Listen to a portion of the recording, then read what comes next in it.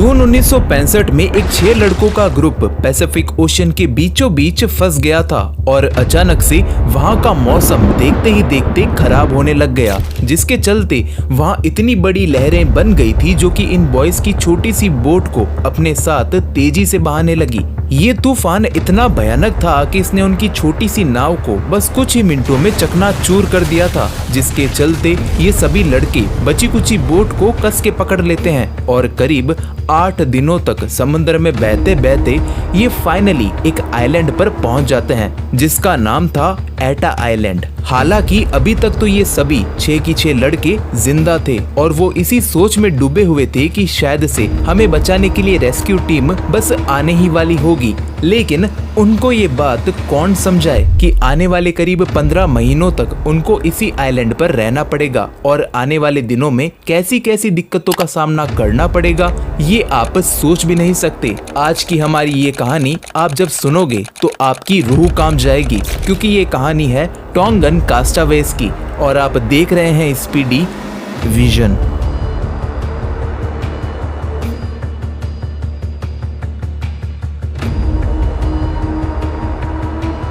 अगर इन 6 लड़कों की बात करें तो इनमें से उम्र में सबसे बड़ा था सियोनी फेटाओ, जिसकी उम्र 16 साल की थी और इसके साथ साथ स्टीफन, तेविता, फेटालाटू, कोलोफेकताओ और मोनो सियोनी फेलेफे तताओ।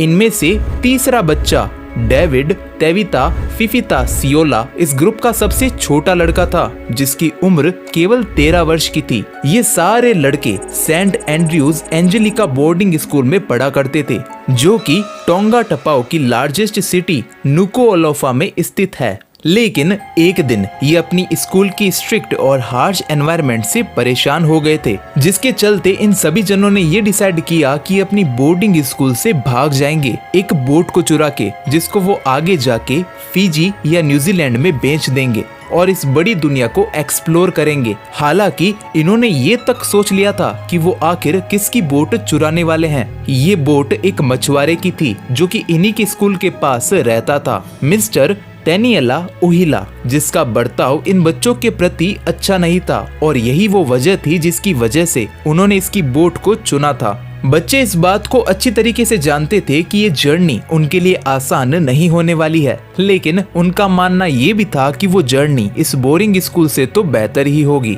उसी दिन हल्की शाम के वक्त ये सभी बच्चे अपनी स्कूल से निकलते हैं और उस मछुआरे से उसकी बोट को कुछ देर के लिए उधार पर ले लेते हैं और यहाँ से निकल पड़ते हैं। हालांकि उस वक्त इन सभी बच्चों को किसी ने नहीं देखा था हार्बर से जाते हुए। उनके पास 2 दर्जन बनानास थे, कुछ कोकोनट और एक गैस बर्नर भी। उन्होंने ये सोचा था कि उनके पास पूरा समंदर है जहां उनको मछलियां आराम से मिल जाएगी, जो कि उनकी पूरी जर्नी में उनका खाना बनेगी। इसीलिए वो इतना ही खाना अपने साथ लेकर आए थे। हालांकि ये थे तो बच्चे ही और इसी वजह से ये एडवेंचर के चक्कर में अपने साथ कोई सा भी मैप या कंपास लाना भूल ही गए थे, जो कि आगे चलकर उनकी जिंदगी की सबसे बड़ी गलती साबित होने वाली थी। इनका एडवेंचर शुरू में तो वाकई अच्छा गुजरा, लेकिन जैसे जैसे समय बीतता गया वैसे वैसे चीजें खराब होनी शुरू हो गई, क्योंकि ये बच्चे एक बहुत बड़ी गलती कर बैठे थे और वो गलती ये थी कि ये उस रात एक गहरी नींद में सो गए थे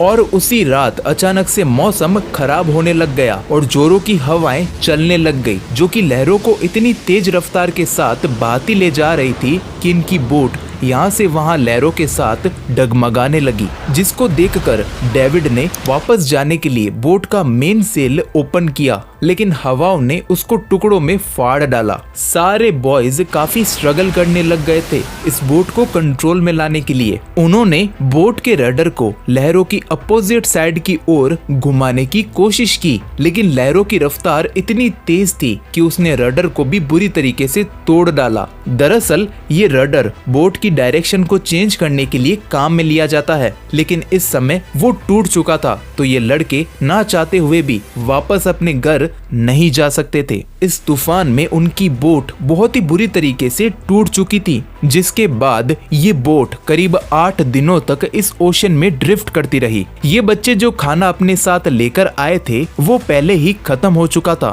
तो इन्होंने कोकोनट के शेल में बारिश के पानी को जमा करना शुरू किया। हालांकि इन्होंने मछलियों को पकड़ने की खूब कोशिश की, मगर इनको उसमें सफलता नहीं मिल पाई। जो पानी ये कोकोनट में इकट्ठा करते थे वो इतना कम होता था कि इन 6 लड़कों को सिर्फ एक सिप सुबह और शाम को पीने के लिए मिलती थी। लेकिन 8 दिनों तक टूटी बोट पर ड्रिफ्ट करते हुए ये लड़के एटा आइलैंड के पास पहुंच गए थे। जब इन बच्चों ने आइलैंड को देखा तो उनको ये लगा कि अगर ये आइलैंड भी हमसे मिस हो गया तो इसके आगे हमें कोई जमीन मिल भी पाएगी या नहीं, इसका पता लगा पाना भी काफी मुश्किल है। इसीलिए इन बच्चों ने अपनी बोट को जैसे तैसे करके आइलैंड के शोर पर क्रैश करवा दिया। ये बोट एक बहुत ही बड़ी चट्टान से जाकर टकरा गई थी, जिसकी वजह से ये टुकड़ों में टूट गई। जिसके बाद बच्चे स्विम करते हुए एटा आइलैंड के शोर पर पहुंच जाते हैं। बच्चों ने इसके बाद एक केव को खोदा और वहां पर आराम किया और एक चैन की सांस ली। सियोने और स्टेफन, जो कि इस ग्रुप में बाकी सबसे उम्र में बड़े थे, उन दोनों ने ग्रुप की लीडरशिप का काम आपस में बांट लिया था, जहां इनमें से एक जन उन सबको सर्वाइवल के इंस्ट्रक्शंस और गाइडेंस देता था और दूसरा हर इंसान को केयर प्रोवाइड करवाता था। और तो और ये बच्चे हर दिन भगवान से अपने रेस्क्यू के लिए प्रेयर भी किया करते थे।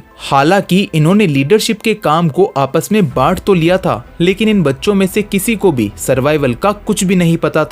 सिर्फ सियोने ही कुछ सर्वाइवल की ट्रिक्स जानता था, जो कि उसके फादर ने उसको बचपन में बताई थी। जिस आइलैंड पर ये आए थे वो एक माउंटेन्स और रॉकी आइलैंड था, जिस पर बहुत सारी पेनी क्लिप्स भी थी और इन्हीं क्लिप्स के नीचे इन लड़कों ने अपना बेड बनाया था ताकि रात को सोते समय उनको थोड़ी सी प्रोटेक्शन मिल सके। उन्होंने पेड़ पर स्टिक्स और शार्प स्टोन की मदद से होल बनाए थे ताकि उनमें थोड़ी सी जगह बन पाए जहां वो बारिश के पानी को कलेक्ट कर सके। लेकिन ये प्रोसेस 4 से 5 दिन लगा देती थी, इतना पानी कलेक्ट करने के लिए जितना कि वो पी सके। ये लड़के उन क्लिप्स के ऊपर चढ़ा करते थे ताकि ये कुछ सीए बर्ड्स को पकड़ सके, ना सिर्फ उनको खाने के लिए बल्कि पीने के लिए भी। जी हाँ, ये उन सीए बर्ड्स का खून पीते थे अपनी पानी की कमी को पूरा करने के लिए। और इस वक्त तक उनके पास कोई आग का सोर्स भी नहीं हुआ करता था, तो वो उन सीए बर्ड्स को कच्चा ही खाया करते थे। लेकिन वो हर दिन आग को जलाने की पूरी कोशिश किया करते थे, लेकिन उनको हर बार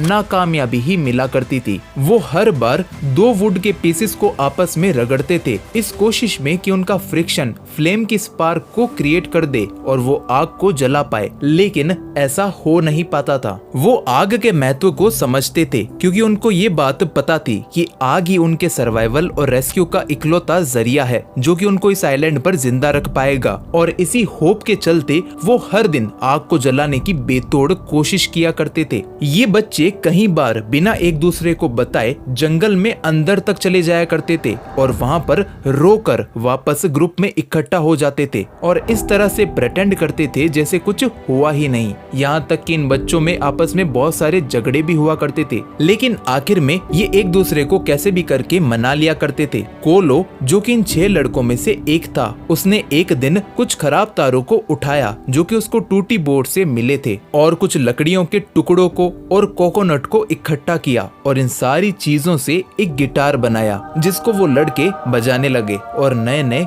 गाने बनाने लगे। उनमें से एक गाना ये था।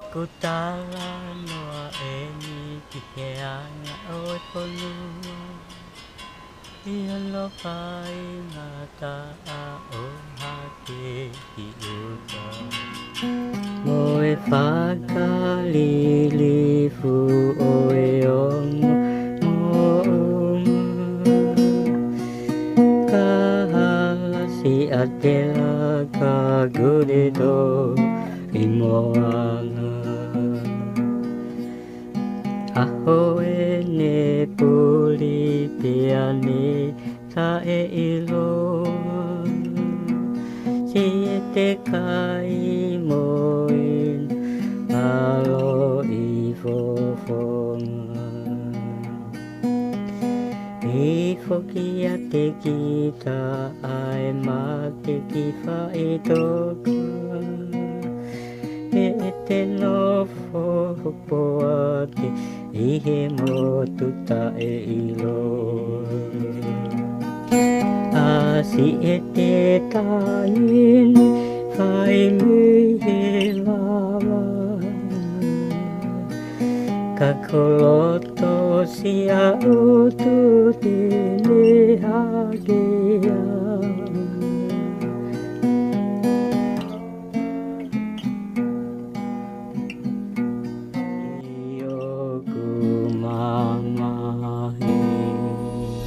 लेकिन 6 महीनों के बाद इनमें से एक जन फाइनली आग को जला डालता है और यही वो इकलौता मौका था पिछले 6 महीनों में जहां ये सारे बॉयज इतने खुश हुए थे। वो इतने खुश इसलिए भी थे क्योंकि अब उनको पका हुआ खाना खाने को मिलेगा और बेशक ये आग उनके सर्वाइवल के लिए भी इम्पोर्टेंट साबित होने वाली थी। हर दिन इनमें से एक जन इस आग की रखवाली करता था कि कहीं ये आग बुझ ना जाए और इसमें जलने वाली चीजों को डालता रहता ताकि ये आग कभी ना बुझ पाए। उन्होंने इस आग को एक बार भी नहीं बुझने दिया। वो हर दिन कम से कम 2 सीए बर्ड्स को पकड़ते थे ताकि वो अच्छी तरीके से खा सके और पी सके। लेकिन जब एक दिन स्टीफन सीए बर्ड्स को क्लिप्स के ऊपर पकड़ने गया तो अचानक से उसका पैर वहां से फिसल गया और वो तेजी से नीचे गिर गया। ये जहां से गिरा था वो एटा का सबसे ऊंचा माउंटेन था। स्टीफन जोर जोर से हेल्प हेल्प चिल्लाने लगा, जिसे सुन के उसके दूसरे साथी उसके पास चले आए। जब उन्होंने स्टीफन को देखा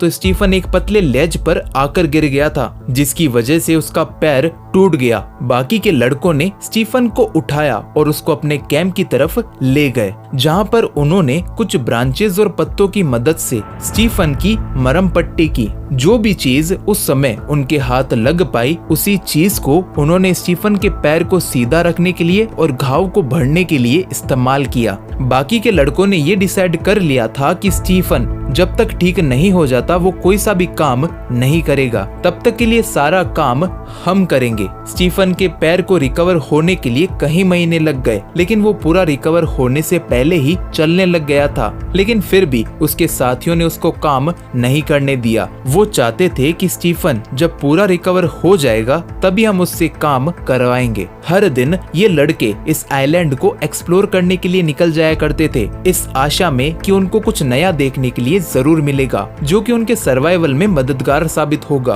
और एक दिन जब वो एटा की सबमिट यानी एटा माउंटेन का सबसे फ्लैट पार्ट वहां पर पहुंच गए तो उन्होंने वहां पर क्या देखा, एक पुराना अबेंडेंट हुआ गांव जो कि पूरी तरीके से नाश हो रखा था। लेकिन वहां पर इन बच्चों को कुछ वेजिटेबल मिली और बहुत सारे चिकन्स के डिसेंडेंट्स जो कि विलेजर्स यहाँ पर छोड़ कर गए थे। हर रात ये एक गेम खेलते थे, चिकन्स को पकड़ने का गेम। देखते ही देखते उनके पास करीब 200 मुर्गियां हो चुकी थी, जिनको ये मारा नहीं करते थे बल्कि ये उनको कोकोनट के स्क्रैप्स खिलाते थे और उनकी अच्छी तरीके से देखभाल करते थे ताकि उनको एक कांस्टेंट फूड सोर्स मिल सके, जो कि था अंडा। लड़के केवल उस समय इन चिकन्स को मारा करते थे जिस समय मौसम खराब होता था, क्योंकि खराब मौसम में ये क्लिप्स पर जाकर सीए बर्ड्स को मारना प्रेफर नहीं करते थे, क्योंकि उन्होंने स्टीफन की हालत को देखा था और ये ऐसा नहीं चाहते थे कि इनमें से और कोई उस क्लिप से गिर जाए और उसकी भी हालत स्टीफन की तरह हो जाए। उन्होंने एक राफ्ट भी बनाई थी ताकि ये इस आइलैंड से एस्केप कर पाए, लेकिन जब वो 1 मील इस आइलैंड से दूर गए तो उनकी बनाई गई राफ्ट बीच में से टूट गई थी, जिसकी वजह से इनको बीच सफर में ही वापस तैरकर आइलैंड पर आना पड़ गया। लेकिन अच्छा है ये चीज उनके साथ हुई, क्योंकि अगर वो राफ्ट को लेकर इस आइलैंड से बहुत दूर निकल जाते और वापस इस आइलैंड पर नहीं आ पाते तो इनके लिए समुद्र में बिना कंपास और मैप के जिंदा रह पाना काफी मुश्किल होता। क्या पता इसके बाद इनको ऐसा आइलैंड दोबारा मिल भी पाता या फिर नहीं। 1 साल के बाद इन सभी लड़कों ने रेस्क्यू की सारी होप छोड़ दी थी और उन्होंने ये चीज एक्सेप्ट कर ली थी कि शायद से हमें बाकी की जिंदगी इसी आइलैंड पर गुजारनी पड़ेगी, और इसीलिए उन्होंने एक परमानेंट शेल्टर बनाना शुरू कर दिया। और तो और वेजिटेबल के फील्ड और गार्डन्स को भी एक्सपेंड करना शुरू कर दिया, जो कि 100 साल पहले यहाँ पर विलेजर्स छोड़ कर गए थे। इन सभी 6 लड़कों ने 2-2 के पैर बना लिए थे और सारे कामों को आपस में बांट लिया था, जैसे आइलैंड की शोर पर गार्डन में काम करना, मुर्गियों मुर्गियों को संभालना, शिखर पर जाना और आग को जलाए रखना। इसके साथ वो हर दिन एक्सरसाइज भी किया करते थे, इस डर से कि कहीं हम आलसी ना हो जाएं, क्योंकि इस तरह के आइलैंड पर आलस करना मौत को निमंत्रण देने के बराबर है। उन्होंने एक बैडमिंटन कोर्ट भी बनाया था जहाँ ये बैडमिंटन के टूर्नामेंट्स किया करते थे। लेकिन एक दिन जब वो इस आइलैंड को एक्सप्लोर कर रहे थे तो उनको कुछ आदमियों की बोन्स मिली। उनका मानना ये था कि शायद से ये सारी हड्डियां उन्हीं आखिरी लोगों की होगी जो कि इस आइलैंड पर फंस गए होंगे। जिसके बाद उन्होंने इन हड्डियों के ढांचे को उठाया और उनको अच्छी तरीके से बरिड करते हुए उनकी याद में एक फ्यूनरल किया और भगवान से प्रेयर भी करने लग गए कि हमें जल्द से जल्द रेस्क्यू करवा दो ताकि हमारी हालत भी इन लोगों की तरह ना हो पाए। लेकिन दूसरी तरफ पीटर वार्नर एक एडवेंचर पर निकले हुए थे। अगर आपको पीटर के बारे में बताऊं तो ये आर्थर वार्नर के सबसे छोटे बेटे थे, जो कि एक समय पर ऑस्ट्रेलिया के सबसे पावरफुल इंसान थे, जो कि उस समय इलेक्ट्रॉनिक इंडस्ट्री में रूल करते थे। और इसी वजह से ये पीटर को भी अपनी तरह बनाना चाहते थे। लेकिन पीटर के सपने कुछ और ही थे। पीटर को हमेशा से एक मछुआरा बनना था और इसी वजह से ये एक नाव को लेकर अपने सपनों को पूरा करने के लिए एडवेंचर पर निकल जाता है। इसकी बोट का नाम जस्ट डेविड था और जस्ट डेविड ही क्यों, वो तो मुझे भी नहीं पता। 1966 में पीटर मछलियां पकड़ के वापस टोंगा अपने घर की ओर जा रहा था और इसी बीच वो एटा के नजदीक से निकल रहा था कि तभी पीटर के क्रू मेट्स ने एटा आइलैंड पर इंसानों की आवाज को सुना। लेकिन पीटर को लगा कि शायद से उन्होंने किसी सीए बर्ड की आवाज को सुना है, क्योंकि इस आइलैंड पर कोई नहीं रहता। लेकिन फिर भी पीटर ने इस आइलैंड के पास जाने का डिसाइड किया कि आखिर वहाँ पर कोई है या नहीं। जैसे ही वो आइलैंड के पास गए तो पीटर ने वहाँ पर आग के धुएं को नोटिस किया, तो उसको कंफर्म हो गया था कि यहाँ पर कोई ना कोई तो जरूर है। लेकिन वो फिर भी